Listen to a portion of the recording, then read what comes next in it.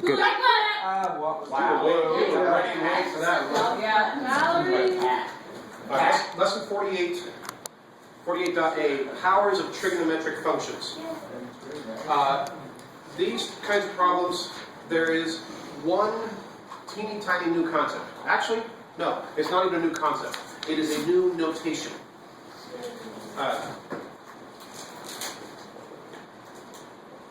What does that equal? One. One half. 1/2. Oh, That's like a right. Now, what if I want to square that? Square one half. One. Now, can I just do that? No. Get that right size. Yeah, because this is at least unclear.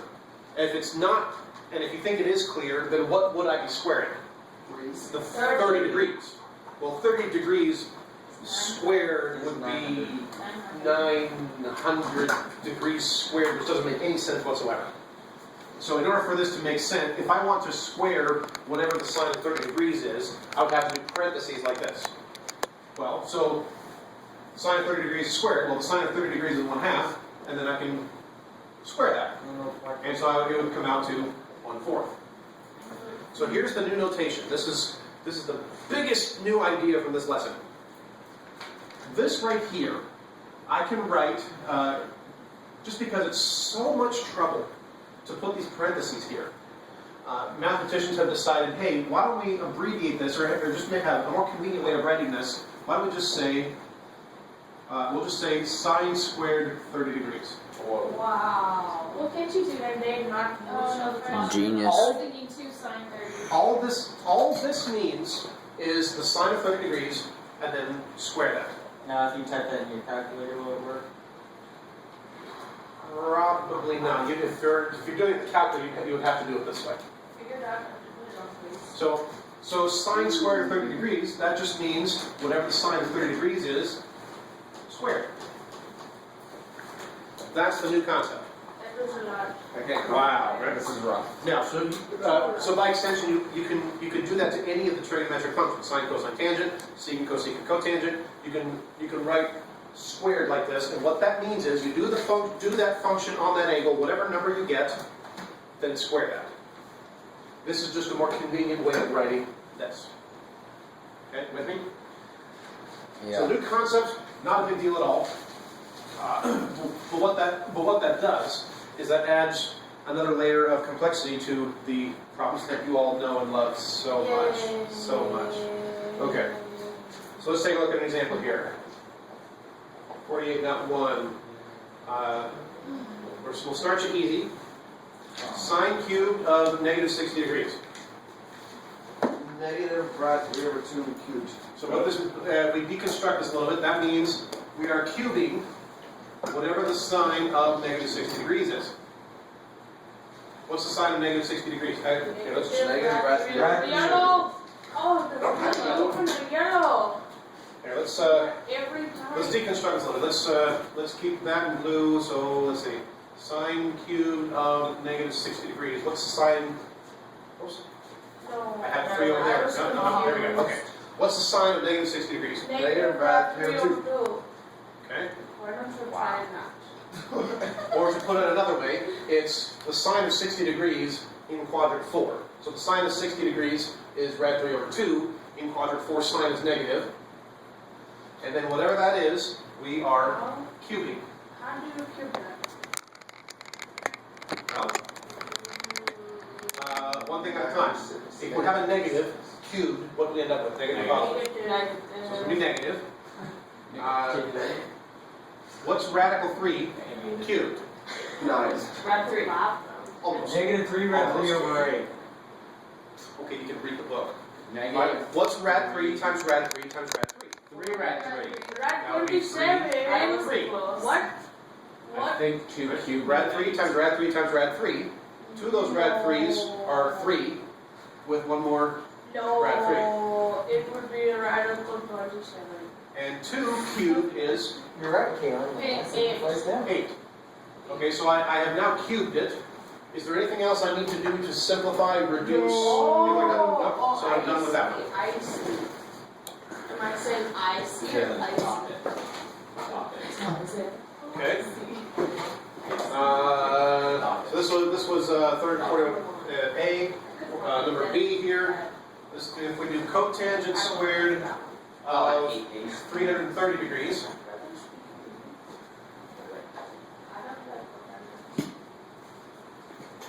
Cotangents don't like you. So whatever it is, we're squaring something. We're squaring the cotangent of 330 degrees. Now what if we did one more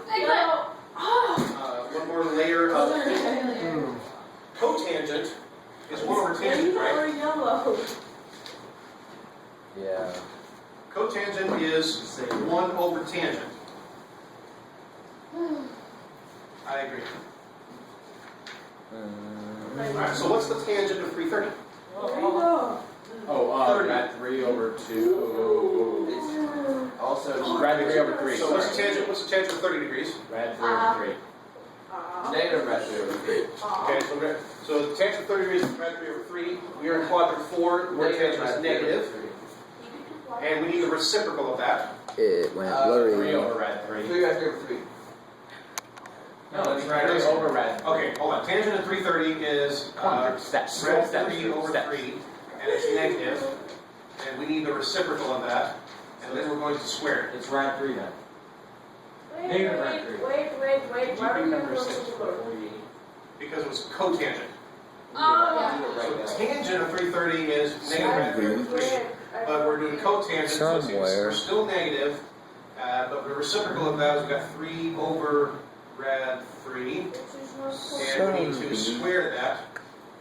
It's pointing down. So what do we got? Somewhere. It's pointing down. We've got 9 over 3, which reduces to That's what I meant. I was doing the bottom first. I feel like those are so easy. And then you're really at home. And what's it like? I know that, by the way, these are some of the simpler examples. Wait, can I see an answer? Or are we going to do 9 and Here, let's do another. Let's do one more example here. 1. No. 1? I said 1. I know. All right, I'll pick. I can't say anything other than yellow. Gil. So that's our first one. Stop it. Be quiet. I'm gonna say Click, click, click. That's it. Next time I Wait, Mr. Graydon. 3 over rad 3 means 3 divided by rad 3 equals. Stop it. Oh, never mind. I forgot the square. Never mind. Goodbye. We're up to minute. All right, follow along here. Let's see. Let's find. Excuse me. Let's find cosecant squared of negative 405 degrees. What number? You've been subtracting. I've had a 45. Okay, what that means is 45. we are squaring. So We are it's going to be positive. Okay, we're squaring the cosecant of negative 405 degrees. Cosecant is 1 over sine, right, of negative 405 degrees. 2. Negative 405 degrees is the same as 316 minus 45. Oh, wait. Negative 45. Sorry about that. okay, so that's the Camera. same as negative 45 degrees. Can't do that. Okay, what's the sine of 45 degrees? Rad 3 over 2. Rad 2 over 2. What? But it's 1 over. Rad 2 over 2. Hold on, what quadrant are we in? Fourth. What quadrant is sine positive or negative there? Negative. Negative. Alright, so the sine of negative 45 degrees is negative rad 2 over 2, but we want the reciprocal of that, and then we're going to square it. Enters 2. So 1 over, let's flip that. We've got negative 2 over rad 2. We are squaring that, Positive. and so we have positive 4 over 2, which is going to be 2. I've been saying that. Okay? Now, the other half of the problem. Lost my cap. Why is that? It's being pushed. There we go. Now, this was only half the problem. The other half of the problem, we need to find the tangent squared of 45. Okay. Alright, so that means we are squaring whatever the tangent of 45 is, This side is easy. which is nice and easy. What's the tangent of 45? 3. Oh, chicken one. Chicken 3 over 3. What did you The tangent of 45 is 1. 1.